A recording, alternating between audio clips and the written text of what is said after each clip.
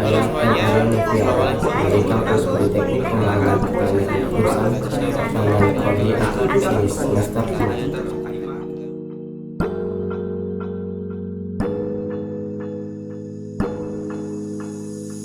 Assalamualaikum warahmatullahi wabarakatuh. Perkenalkan, nama saya Ma'ruf Prasetyo Coksono dari AH2 semester 5, Kampus Politeknik Pembangunan Yogyakarta, jurusan Pertanian, Kampus Yogyakarta. Nah, di kesempatan yang berbahagia ini, saya ingin menjelaskan mengenai materi pengolahan komunikasi dengan mitra usaha dari hulu hingga hilir. Nah, sebelum mempelajari lebih lanjut, saya akan memperkenalkan terlebih dahulu teman-teman saya untuk bisa menjelaskan bersama saya.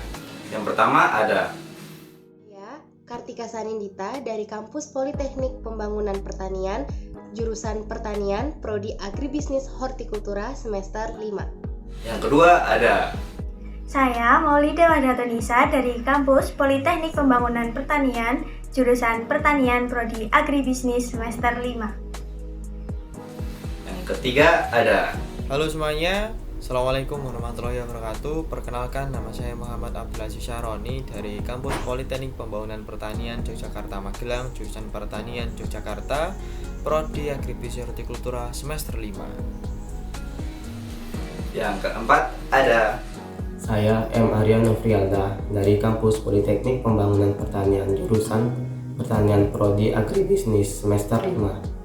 Yang kelima ada Saya Muhammad Hanif Azhari dari Kampus Politeknik Pembangunan Pertanian Yogyakarta Magelang, jurusan Pertanian, Prodi Agribisnis dari semester 5. Oke, langsung saja kita masuk ke materi selanjutnya. Yang pertama adalah strategi dan teori komunikasi. Di dalam mengimplementasikan komunikasi, kita membutuhkan strategi karena strategi ini sangatlah penting. Dan strategi itu juga harus didukung dengan teori yang kuat. Mengapa? Karena teori merupakan pengetahuan berdasarkan pengalaman yang telah diuji kebenarannya. Nah, selanjutnya, untuk memantapkan strategi komunikasi, kita memerlukan hal-hal penting atau komponen-komponen penting. Salah satunya adalah menjawab pertanyaan sesuai rumusan yang telah dirumuskan oleh Lasswell. Rumusan dari Lasswell ini ada 5 pertanyaan. Yang pertama, seperti who, siapakah komunikatornya? Dan yang kedua, says what, apa pesan yang ingin disampaikan. Jadi, pesan apa yang ingin kita sampaikan kepada komunikator atau komunikasinya. Dan yang ketiga, in which channel, media apa yang digunakan. Media itu kan ada berbagai macam, bisa secara langsung, bisa menggunakan digital seperti menggunakan platform YouTube, Instagram, dan lain sebagainya. Atau bisa secara langsung kita mewawancarai komunikatornya secara langsung. Dan yang keempat, to whom, siapakah komunikasinya. Dan yang kelima, with what effect, efek apa yang diharapkan setelah kita melakukan perbincangan atau wawancara itu. Jadi dari kelima pertanyaan tersebut kita bisa menentukan nih strategi dan teori komunikasi apa yang cocok untuk kita gunakan. Jenis-jenis komunikasi. Nah, jenis-jenis komunikasi ada 2. Nah, yang pertama adalah komunikasi tatap muka, di mana komunikasi tatap muka yaitu bertemu langsung kepada narasumber atau konsumen yang ingin kita beri informasi atau terjalin komunikasi. Nah, itu namanya jenis komunikasi tatap muka. Kemudian jenis komunikasi yang kedua yaitu ada jenis komunikasi bermedia. Nah, jenis komunikasi bermedia ini ada banyak sekali macamnya. Di antara lain melalui media sosial, yaitu dengan chatting, media sosial melalui video call, kirim pesan dan sebagainya. Nah, perbedaan antara jenis komunikasi tatap muka dengan bermedia yaitu adalah tidak bertemunya antara narasumber 1 dengan narasumber 2. Jadi mereka tidak bisa mengetahui ekspresi dari narasumber dari lawan bicaranya. Nah, seperti itu. Nah, jika melalui video call, maka narasumber tersebut tidak begitu dapat terlihat dengan jelas ekspresi yang diterima dari narasumber yang diajak lawan bicara. Nah, itulah jenis-jenis komunikasi. Untuk selanjutnya akan saya lanjutkan mengenai kondisi sukses dalam komunikasi. Menurut Wilbur Shersham dalam buku Dinamika Komunikasi karya Onno Uchiha Effendi, mengatakan apa yang ia namakan the condition of success in communication, yang secara gamblang dapat dideskripsikan sebagai 1. Pesan harus dirancang dan disampaikan sedemikian rupa sehingga dapat menarik perhatian sasaran yang dimaksud. Yang kedua, pesan harus mengungkapkan tanda-tanda yang tertuju kepada pengalaman yang sama antara komunikator dan komunikan sehingga sama-sama dapat mengerti. Yang ketiga, pesan harus membangkitkan kebutuhan pribadi pihak komunikan dan yang menyarankan beberapa cara untuk memperoleh kebutuhan itu. Kemitraan. Pengertian, kemitraan atau kerjasama adalah suatu strategi bisnis yang dilakukan oleh dua pihak atau lebih dalam jangka waktu tertentu untuk meraih keuntungan bersama dengan prinsip saling membutuhkan dan saling membesarkan. Dalam pengelolaan komunikasi dengan mitra, perjanjian kemitraan harus memenuhi sekurang-kurangnya keterangan sebagai berikut. Yang pertama adalah nama kemitraan, alamat para pendiri, kedudukan kantor pusat, jangka waktu kemitraan, kontribusi modal kemitraan, gaji yang harus dibayarkan, tugas masing-masing mitra sehubungan dengan manajemen kemitraan, kewenangan para mitra yang mengikat kemitraan, dan ketentuan-ketentuan lain yang sangat relevan dengan para mitra yang dianggap sangat penting. Selanjutnya yaitu dasar hukum kemitraan. Sebenarnya dasar hukum kemitraan itu sangat banyak. Akan tetapi kali ini saya hanya akan menjelaskan satu dasar hukum kemitraan, yaitu tentang Peraturan Pemerintahan Republik Indonesia Nomor 44 Tahun 1997 tentang kemitraan. Dalam ketentuan umum, Peraturan Pemerintah Republik Indonesia pada bab 1, pasal 1 menyatakan bahwa kemitraan adalah kerjasama usaha antara usaha kecil dengan usaha menengah ataupun usaha besar dengan memperhatikan prinsip yang saling memerlukan, saling memperkuat, dan saling menguntungkan. Nah, dan pada intinya itu kemitraan itu adalah antara dua perusahaan yang seperti disebutkan tadi, usaha kecil dengan usaha menengah ataupun usaha besar yang memiliki visi dan misi yang sama untuk mencapai tujuan, yaitu memperoleh profit yang maksimum. Langkah pengelolaan komunikasi ada dua, yaitu 1. Meminimalkan hambatan komunikasi. 2. Meningkatkan keefektifan komunikasi. Penyusunan pengelolaan komunikasi. Proses ini tersusun atas 3 hal, yaitu 1. Perencanaan. Perencanaan adalah pernyataan tertulis mengenai segala sesuatu yang akan atau yang harus dilakukan. Sifat perencanaan selalu berorientasi ke masa yang akan datang. Kedua, pengorganisasian. Pentingnya pengorganisasian yang baik dengan mengatur ide-ide secara logis, berurutan, dan tidak bertele-tele. Revisi adalah peninjauan ulang atau penyempurnaan untuk antisipasi kesalahan ketik atau kekurangan lainnya sehingga sesuai dengan maksud dan tujuan. Alur keseluruhan dari komunikasi bisnis adalah: pertama, perencanaan komunikasi. Selanjutnya, penting tidaknya komunikasi dilanjutkan. Kemudian, tanggapan penerima komunikasi terhadap isi pesan dan keputusan media yang digunakan. Setelah alur selesai, maka tinggal menunggu keputusan dari penerima pesan komunikasi. Tujuan komunikasi bisnis ada 3, yaitu yang pertama, memberikan informasi. Tujuan dari komunikasi bisnis adalah memberikan informasi agar informasi tersebar dan diterima oleh penerima informasi, dan juga isi atau maksud dapat diterima. Selanjutnya, yang kedua adalah melakukan persuasi.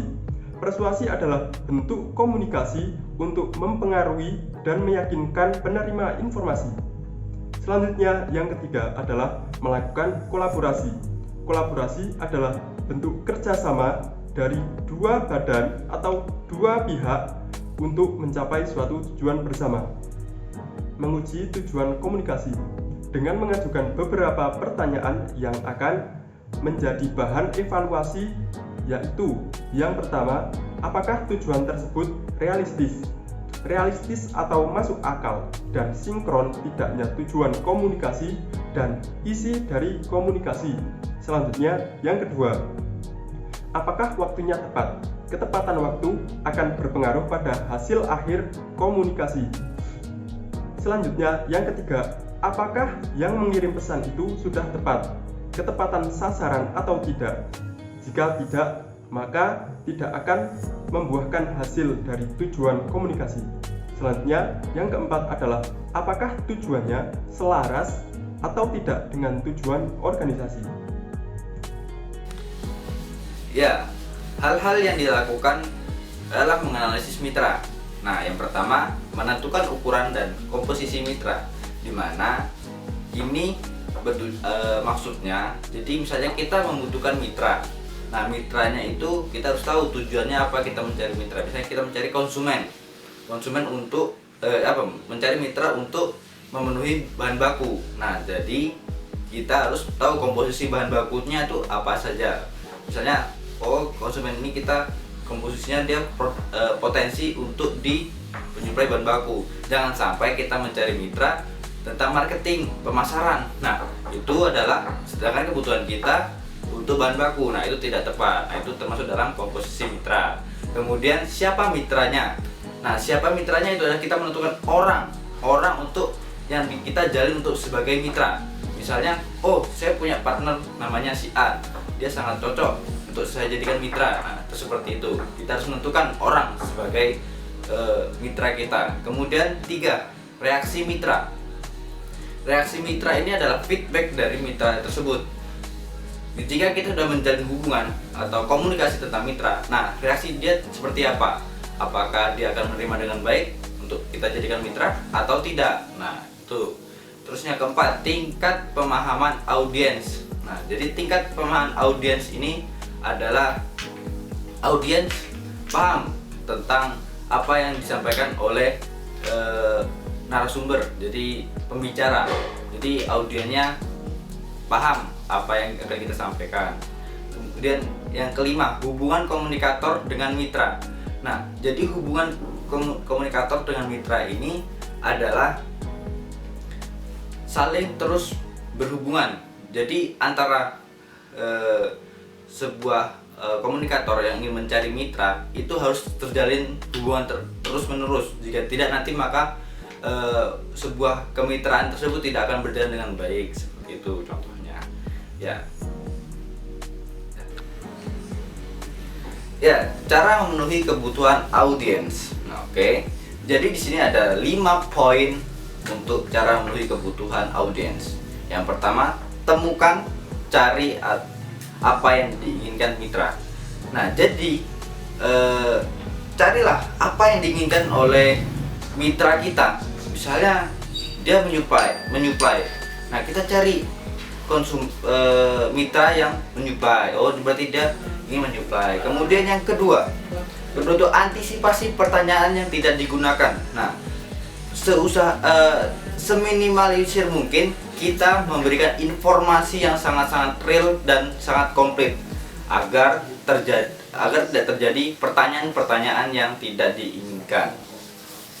Dan sangat jelas, dan berikan dia informasi yang padat dan jelas agar tidak terjadi pertanyaan yang tidak diinginkan. Kemudian yang ketiga, berikan informasi yang diperlukan. Nah, ini berkaitan dengan poin yang kedua, yaitu berikan informasi yang diperlukan.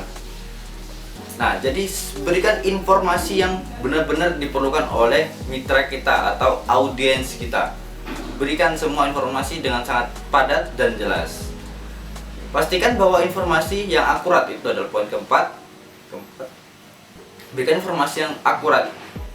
Nah, jadi berikanlah sebuah informasi kepada audiens, itu informasi yang benar-benar real dan benar-benar fakta maksudnya. Jadi benar-benar padat. Jadi informasi yang diberikan itu adalah ada di kehidupan nyata dan akan terjadi jika nanti audiens menjadi mitra kita atau sebaliknya. Kemudian yang kelima, tekankan ide yang paling menarik untuk mitra. Nah, jadi di sini berikan kita motivasi kepada mitra kita bahwa ayo kita menjalin sebuah kerjasama antara audiens dengan narasumber sehingga nanti mereka bisa meningkatkan usahanya masing-masing. Nah, jadi saling menguntungkan. Nah, itu adalah sebuah tekankan ide yang menarik, adalah salah satu contoh dari membuat mitra kita cepet maksudnya ingin bekerja sama dengan kita.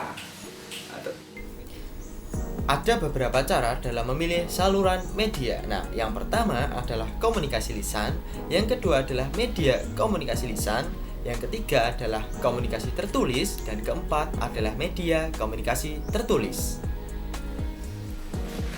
Ya, terima kasih telah menyaksikan video-video yang telah kami sampaikan tentang pengolahan komunikasi dengan mitra usaha dari hulu hingga hilir. Jika ada tutur kata maupun kata-kata yang tidak berkenan di hati teman-teman, kami mohon maaf. Wassalamualaikum warahmatullahi wabarakatuh.